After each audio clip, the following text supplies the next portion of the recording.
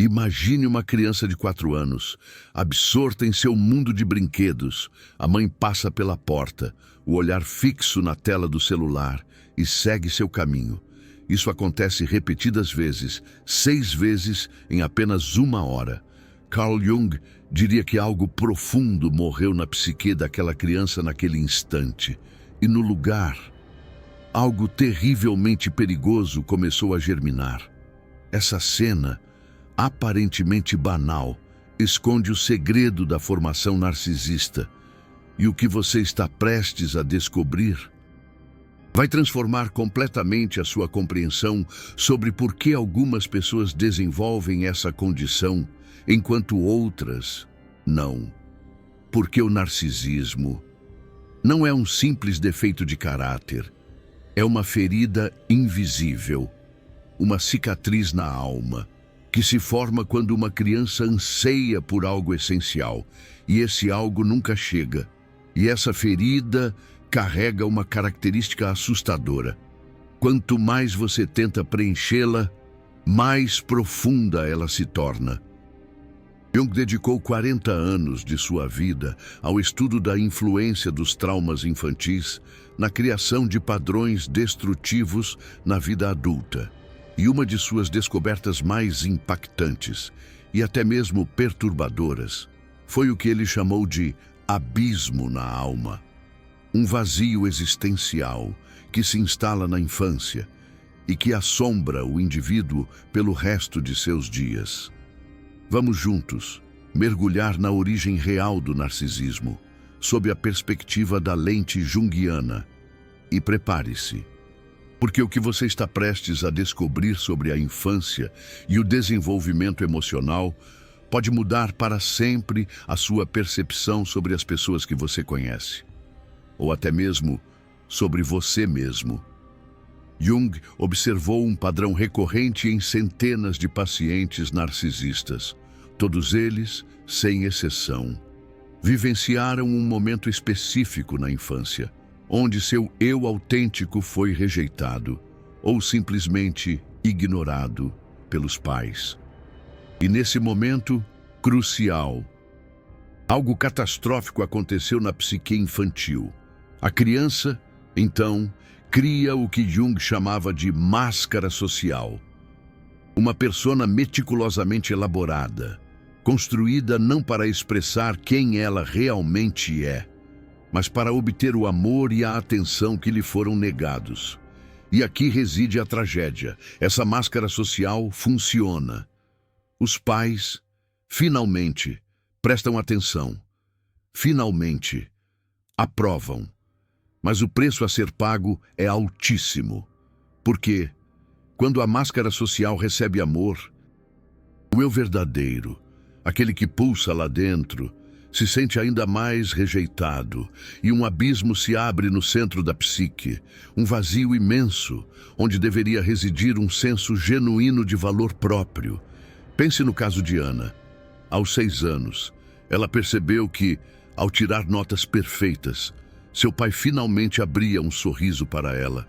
Mas, ao compartilhar suas dúvidas e medos, ele simplesmente se retirava da sala. O cérebro infantil de Ana fez um cálculo simples e devastador. Perfeição é igual a amor. Vulnerabilidade é igual a abandono. Aos 32 anos, Ana era uma gerente sênior em uma multinacional. Roupas impecáveis, apresentações perfeitas e um terror absoluto, paralisante, de que alguém descobrisse que, por vezes, ela simplesmente não sabia as respostas. Porque admitir fraqueza ainda significava, para a criança ferida dentro dela, perder o amor. Jung diria que Ana sofria de ilusão de grandeza. A persona grandiosa que ela construiu aos 6 anos, agora dominava completamente a sua personalidade. E o eu verdadeiro, aquela menina que tinha dúvidas e medos normais, estava trancado no que Jung chamava de lado oculto, escondido a 7 chaves, porque era perigoso demais revelar. Mas aqui está o mecanismo central, crucial.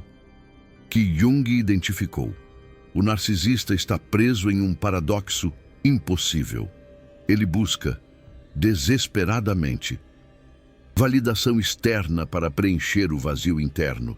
Mas cada validação, cada elogio, só fortalece a máscara social. E quanto mais forte a máscara social, mais profundo o vazio se torna. É como tentar desesperadamente encher um balde furado. Cada elogio, cada conquista, cada demonstração de admiração escorre direto através do buraco na psique. Porque nada externo pode validar um eu que foi rejeitado internamente na infância. Considere o caso de Davi. Seu pai era um homem brilhante, mas implacavelmente crítico. Nada que Davi fizesse era suficientemente bom. Seus desenhos eram medíocres. Seu desempenho no futebol era fraco.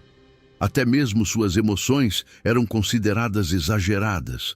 O pai nunca expressava sua insatisfação com crueldade, mas sim com uma decepção silenciosa, devastadora, pior que qualquer grito. Davi desenvolveu o que Jung chamaria de identificação com a persona ideal. Ele construiu uma imagem mental de um Davi perfeito, um ser idealizado, alguém que finalmente orgulharia o pai, e passou a vida inteira tentando, desesperadamente, se tornar essa imagem. Aos 40 anos, Davi era o CEO de uma startup de sucesso, mas, ironicamente, ele tratava seus funcionários da mesma forma que seu pai o tratara, com aquela decepção silenciosa e incrivelmente devastadora, porque a criança ferida dentro dele ainda estava tentando, desesperadamente, ser perfeita o suficiente para o pai, e todos ao seu redor se tornavam extensões daquele drama infantil não resolvido. Jung observou algo crucial, fundamental. O narcisista não vê as outras pessoas como seres separados, independentes. Ele os vê como espelhos ou como uma plateia, porque foi isso que ele aprendeu na infância. As pessoas existem para refletir o seu valor ou para rejeitar a sua inadequação. Essa é a essência do que Jung chamava de falta de individuação. O narcisista nunca desenvolveu um eu separado, autônomo. Ele existe apenas em relação à aprovação ou à desaprovação dos outros. Como um ator que só existe, de fato, quando há uma plateia presente. E aqui reside a parte que Jung considerava a mais trágica de todas. O narcisista está buscando algo que nunca poderá obter na vida adulta. Ele está tentando, desesperadamente, receber do mundo externo aquilo que só poderia ter recebido dos pais na infância, um reflexo autêntico do seu eu verdadeiro. Pense no caso de Camila, sua mãe, imersa em uma profunda depressão após um divórcio difícil. Camila tinha apenas 5 anos quando percebeu que, ao ser alegre e engraçada, a mãe emergia brevemente de sua tristeza. Mas, ao chorar ou precisar de algo, a mãe afundava ainda mais. Camila se tornou a palhaça emocional da família, sempre animada, sempre positiva, sempre cuidando do humor da mãe. O eu verdadeiro, aquela menina assustada, que precisava de colo e consolo, foi enterrado profundamente. Aos 28 anos, Camila era uma influencer de sucesso. Milhares de posts sobre gratidão e positividade. Milhares de seguidores que a amavam por sua energia contagiante. E, paradoxalmente, ataques de pânico noturnos terríveis, onde ela sentia um vazio tão profundo que parecia que ia simplesmente desaparecer. Jung diria que Camila estava experimentando o retorno do lado oculto. Todas aquelas necessidades e emoções negativas que ela reprimiu na infância estavam retornando à força na forma de sintomas, porque a psique não permite que nada seja permanentemente reprimido. O narcisismo, sob a lente da visão junguiana, é essencialmente uma defesa contra o vazio. Uma estrutura psíquica elaborada, cuidadosamente construída para evitar sentir aquele buraco central, onde deveria estar o senso genuíno de valor. Mas Jung identificou algo fascinante. Essa defesa tem um custo metabólico psíquico enorme.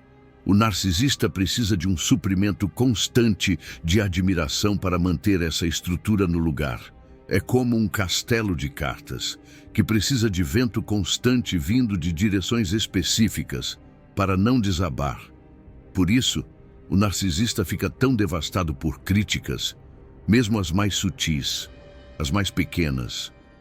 Não é que ele seja excessivamente sensível, é que cada crítica ameaça a totalidade da sua estrutura defensiva. Se a máscara social grandiosa não é perfeita, então o eu verdadeiro, aquele que foi rejeitado, fica exposto, e isso é simplesmente intolerável. Considere o caso de Fernando. Seus pais desejavam ardentemente um filho atleta, mas Fernando era naturalmente introspectivo e criativo.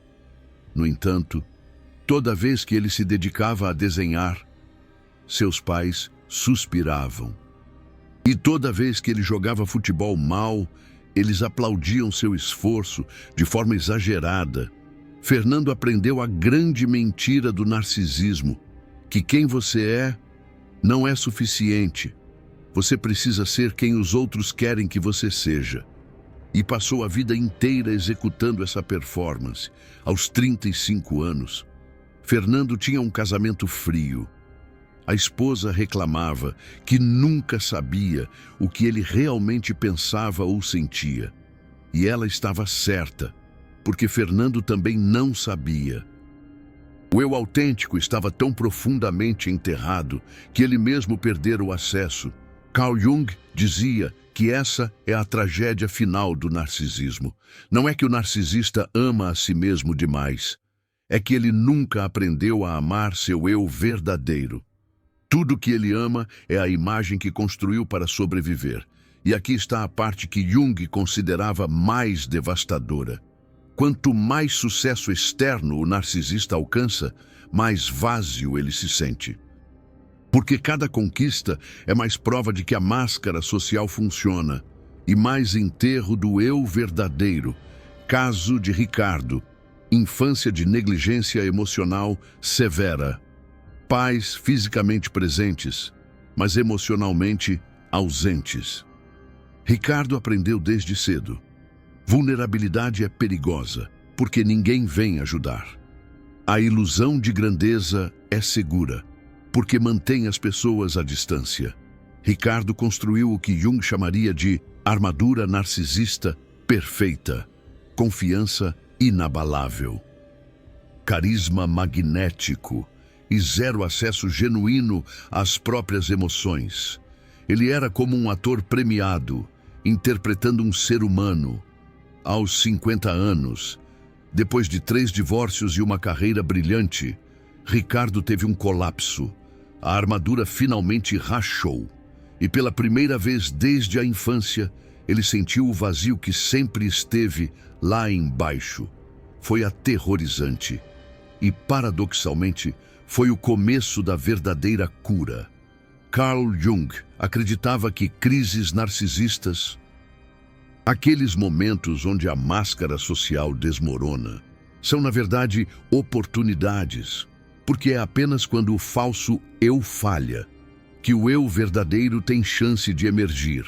Mas para isso acontecer, o narcisista precisa fazer algo que sua psique inteira foi construída para evitar: sentir o vazio, não preencher, não distrair, não compensar, apenas sentir. Porque Carl Jung descobriu algo profundo.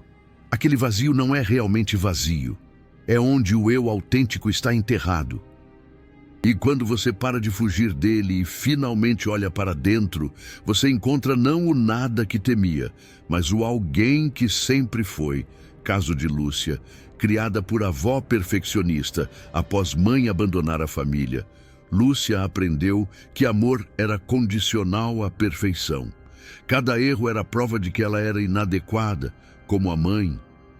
Lúcia passou 30 anos tentando ser impecável e tratando qualquer um que a desapontasse com frieza cortante, porque na psique dela, imperfeição ainda significava abandono.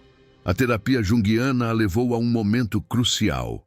Ela precisou sentir a dor daquela criança de 4 anos, cujo maior medo se confirmou quando a mãe foi embora. Precisou parar de compensar aquela dor com perfeição e finalmente chorar por ela. Foi excruciante. Mas do outro lado daquela dor estava algo que ela nunca tinha experimentado. A possibilidade de ser amada não pelo que fazia, mas pelo que era, incluindo as partes imperfeitas. Carl Jung dizia que essa é a verdadeira individuação.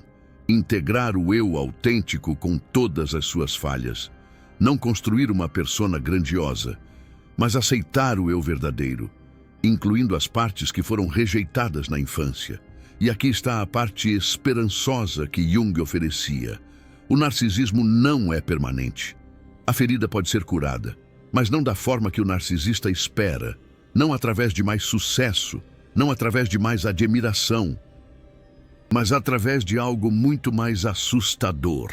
Vulnerabilidade autêntica, permitir ser visto sem a armadura e descobrir que você não desaparece. Caso de André, pai alcoólatra imprevisível. André aprendeu a ler microexpressões para prever os humores do pai e se proteger. Desenvolveu empatia cognitiva brilhante, mas não empatia emocional. Ele entendia pessoas como quebra-cabeças a serem resolvidos, não como seres a serem sentidos. Aos 43 anos, André era terapeuta de sucesso. Irônico. Ele pensava às vezes e vazio, porque ele ajudava centenas de pessoas a se conectarem com emoções que ele mesmo não conseguia acessar. A própria terapia de André envolveu algo radical. Aprender a não entender, desligar aquela máquina analítica brilhante e apenas sentir. Foi como aprender a andar de novo, desajeitado, assustador e profundamente verdadeiro. Carl Jung acreditava que traumas infantis criam não apenas feridas, mas estruturas psíquicas inteiras, construídas para gerenciar essas feridas. O narcisismo é uma dessas estruturas, e desconstruí-la requer mais que insight, requer sentir o que a estrutura foi construída para evitar. Mas por que algumas crianças com pais difíceis se tornam narcisistas e outras não? Carl Jung identificou um fator crucial: o timing do trauma. Quando a rejeição ou negligência acontece nos primeiros anos de vida, antes que o eu esteja totalmente formado, a criança não desenvolve narcisismo. Ela desenvolve algo pior: desorganização do eu, porque não havia eu suficientemente formado para construir defesas. Mas quando acontece um pouco mais tarde, entre 4 e 8 anos, quando já existe um eu nascente, mas ainda maleável, então o narcisismo se forma. A criança tem estrutura psíquica suficiente para construir um falso eu grandioso, mas não maturidade suficiente para processar a rejeição de forma saudável. Caso de Patrícia. Primeiros anos normais, pais amorosos.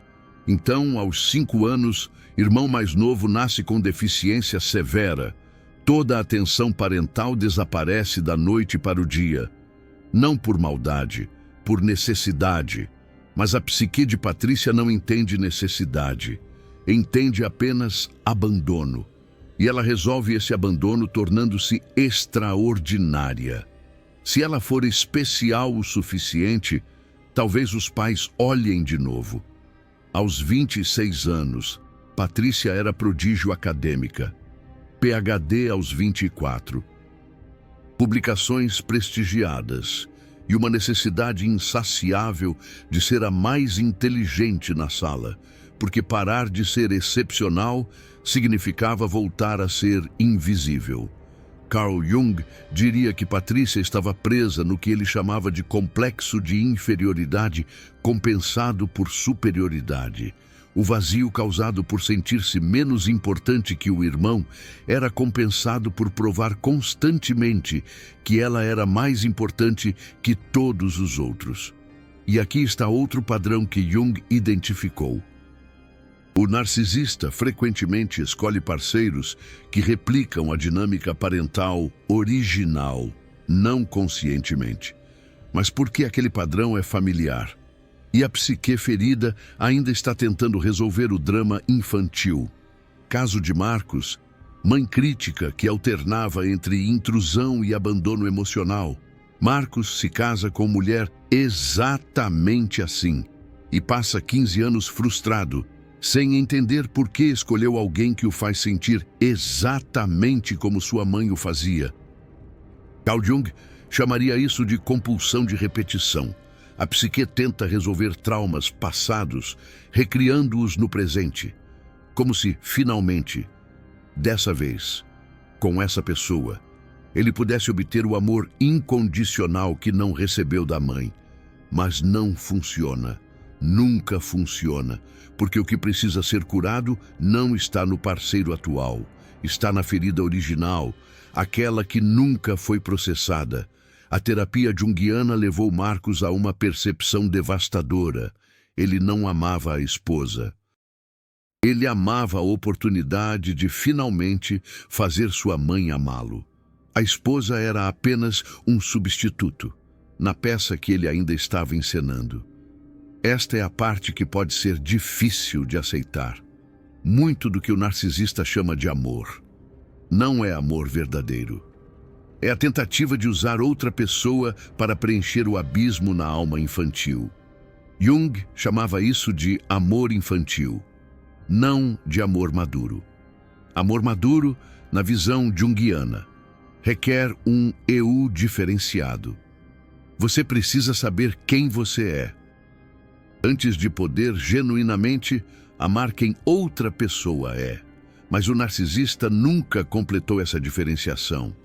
Ele ainda existe psicologicamente fundido com as figuras parentais. Agradeça este conteúdo através do Super Thanks, pois ajuda a continuarmos produzindo insights profundos sobre a psique humana. Carl Jung passaria horas explorando cada camada da formação narcisista. E este é apenas o começo da jornada para entender como feridas invisíveis moldam personalidades inteiras. Caso de Camila, pai que a colocava em pedestal, princesinha perfeita, mas amor intensamente condicional à beleza e ao charme. Quando Camila estava doente ou mal-humorada, o pai perdia o interesse. Camila aprendeu. Seu valor está em ser adorável. E passou a vida inteira executando essa performance. Aos 30 anos, ela entrava em pânico ao ver uma ruga, porque rugas significavam perder o único valor que ela sabia ter. Carl Jung diria que Camila estava identificada com a máscara social da eterna Puella, a menina eternamente jovem e encantadora, e o eu verdadeiro, que incluía o direito de envelhecer e ser imperfeita, estava completamente reprimido. Aqui está a revelação final que Carl Jung oferecia sobre o narcisismo. Não é um problema de autoestima muito alta. É um problema de autoestima não enraizada no eu verdadeiro. É uma estrutura grandiosa, construída sobre uma fundação de rejeição. E por isso é tão frágil. Um prédio magnífico, construído sobre areia movediça. Qualquer coisa que lembre o narcisista do abismo embaixo ameaça todo o edifício. A cura, Carl Jung insistia, não está em construir uma autoestima mais alta. Está em descer até aquele abismo, encontrar a criança ferida lá embaixo e, finalmente, dar a ela o que os pais não puderam. Aceitação incondicional do eu verdadeiro. Não é um processo rápido, não é confortável. Mas é o único caminho real, porque enquanto o narcisista fugir do abismo, o abismo o controlará. Apenas quando ele finalmente olhar dentro e sentir aquela dor antiga, ele pode começar a preenchê-la, não com admiração externa, mas com autocompaixão genuína. E essa é a diferença entre preencher o buraco e curá-lo. Admiração preenche temporariamente. Autocompaixão cura permanentemente, porque reconhece que aquela criança que foi rejeitada merecia amor. Não por ser perfeita, mas por existir. Mas há uma dimensão ainda mais perturbadora que Carl Jung explorou. O que acontece quando um narcisista se torna pai ou mãe? Porque aquela criança ferida dentro dele não desapareceu. E agora ela está tentando criar outra criança. Caso de Ana Paula, narcisista não diagnosticada, mãe de 2 filhos. Ela não percebe que, quando a filha de 7 anos mostra um desenho, Ana Paula imediatamente começa a falar sobre os desenhos que ela mesma fazia na infância. Não há espaço para a criança existir separadamente, apenas como extensão ou reflexo. Carl Jung chamaria isso de projeção inconsciente. Ana Paula está projetando na filha suas próprias necessidades não atendidas. E a filha está começando a desenvolver exatamente o mesmo padrão. Uma máscara social construída para refletir a mãe.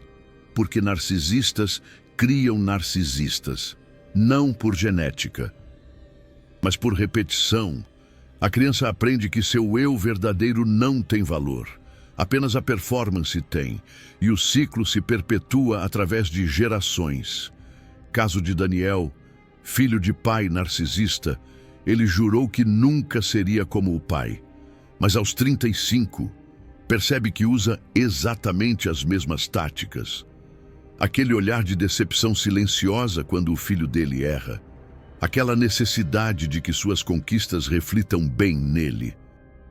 E Carl Jung diria que Daniel estava possuído pelo complexo paterno, mesmo odiando o pai. Ele havia internalizado o padrão, porque a psique infantil absorve não o que os pais dizem, mas o que eles são. E aqui está o que torna a transmissão geracional tão cruel. O pai narcisista genuinamente acredita que está ajudando. Ele está empurrando o filho para a excelência, protegendo-o da mediocridade, sem perceber que está repetindo exatamente a ferida que recebeu. Caso de Fernanda. Sua mãe era narcisista encoberta, não grandiosa, mas vitimizada, sempre se sacrificando pelos filhos, sempre sofrendo.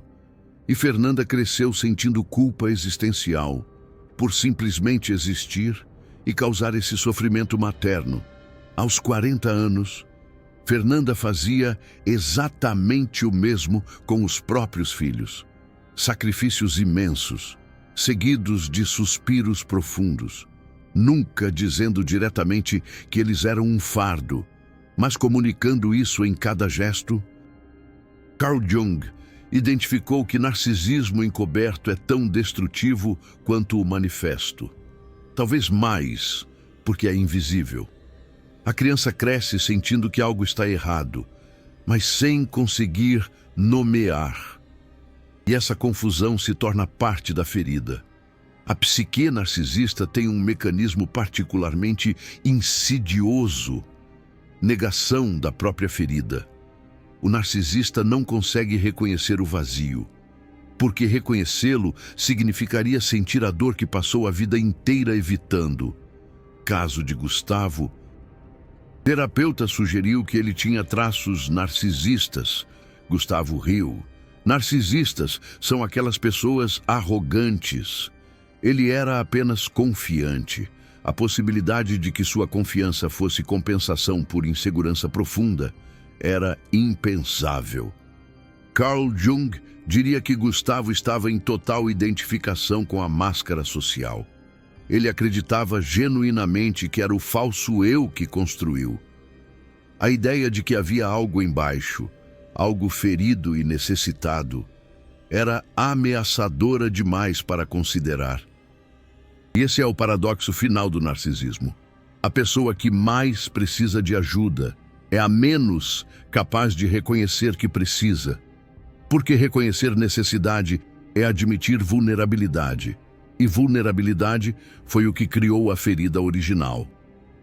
Carl Jung observou que narcisistas frequentemente entram em terapia por razões externas. Depressão, ansiedade, problemas de relacionamento, mas raramente identificando o narcisismo como o problema central. Porque o narcisismo é precisamente a defesa contra ver o problema central. Caso de Isabela, entrou em terapia por burnout, trabalhava 70 horas semanais, saúde deteriorando, mas parar significava perder a identidade inteira, porque sem as conquistas, quem ela era? A terapia a levou meses até tocar a questão real. Ela não estava viciada em trabalho. Estava fugindo de si mesma. Ela estava viciada em evitar sentir. O trabalho era apenas o método, sempre que parava. Uma ansiedade terrível surgia. O abismo na alma começava a se revelar. Carl Jung chamaria isso de fuga de si mesmo e identificou que a sociedade moderna oferece formas infinitas de fugir. Trabalho, consumo, redes sociais, relacionamentos, todas permitindo ao indivíduo narcisista evitar o encontro com aquela criança ferida interior. Mas a psique, Jung insistia, sempre busca a totalidade, a completude. E ela usa sintomas para forçar o indivíduo a confrontar o que está sendo evitado.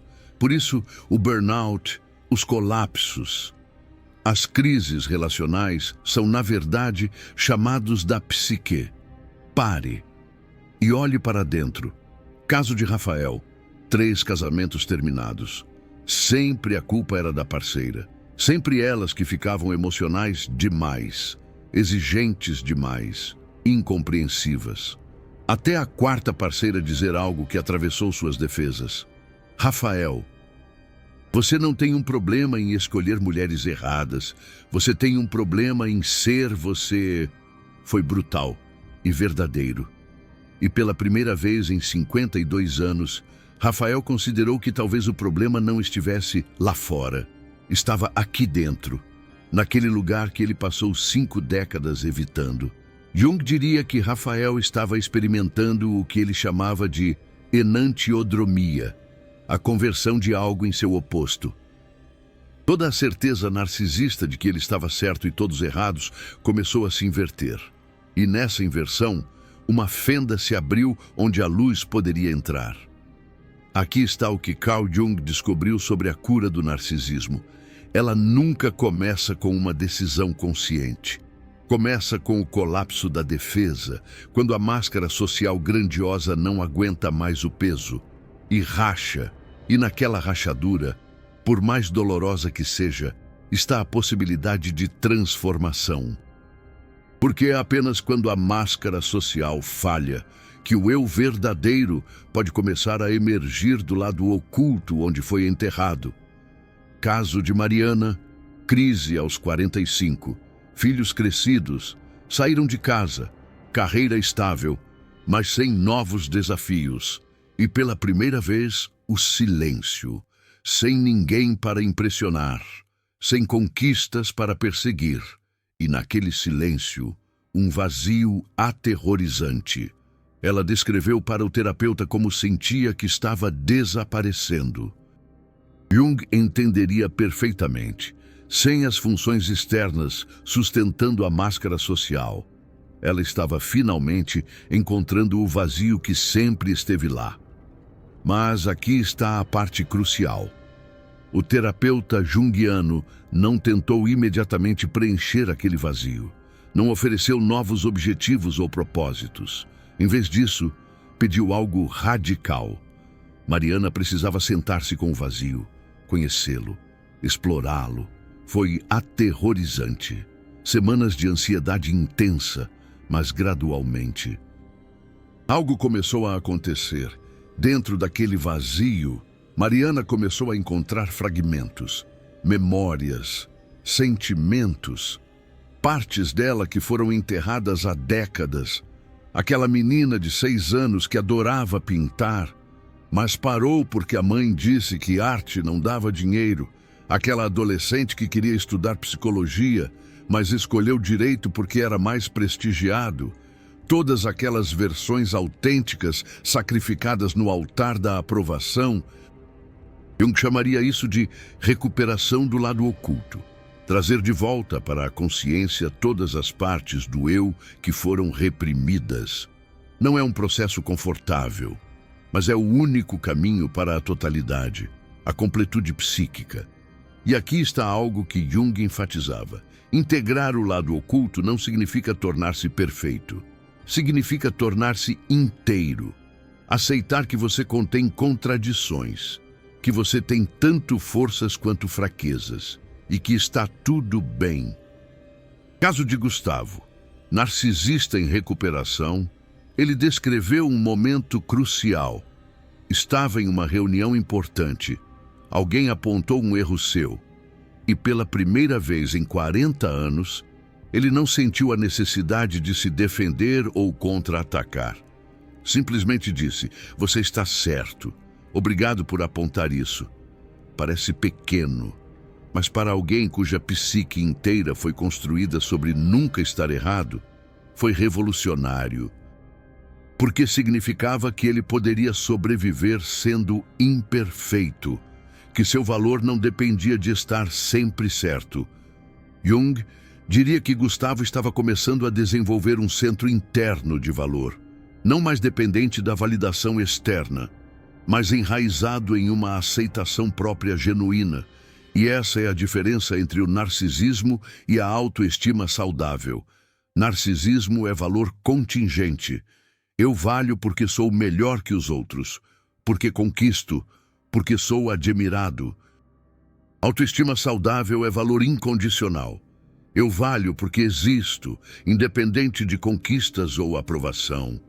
E essa transição de contingente para incondicional é o trabalho de cura, longo, difícil, frequentemente doloroso, mas possível. Caso de Manuela, 5 anos de terapia junguiana profunda. Ela descreveu como, nos primeiros anos, odiava o processo. Sentia que estava piorando, não melhorando. Porque finalmente estava sentindo tudo que havia evitado. A solidão infantil, a rejeição, o desespero por amor. Mas no 3º ano, algo mudou. Ela começou a perceber que podia sentir aquelas emoções e não desaparecer, que podia ser vulnerável e ainda existir. E lentamente, muito lentamente, um novo senso de si começou a emergir. Não era a máscara social grandiosa, mas também não era o vazio aterrorizante. Era algo diferente. Um eu que continha tanto força quanto fragilidade, que podia ser competente sem precisar ser superior, que podia pedir ajuda sem sentir vergonha. Carl Jung acreditava que, dentro de cada narcisista, está uma criança ferida esperando ser finalmente vista, não pela máscara social grandiosa, mas pelo eu verdadeiro que foi enterrado para sobreviver. E quando essa criança é finalmente acolhida, o narcisismo pode começar a se dissolver, não porque foi derrotado, mas porque não é mais necessário. E essa é a verdade final sobre o narcisismo. Ele não é maldade, ele é dor, uma estratégia de sobrevivência infantil que se tornou uma prisão adulta. E reconhecer isso não é desculpar comportamentos narcisistas destrutivos. É entender a origem, porque entender a origem é o primeiro passo para a cura, tanto para o narcisista quanto para aqueles feridos por eles.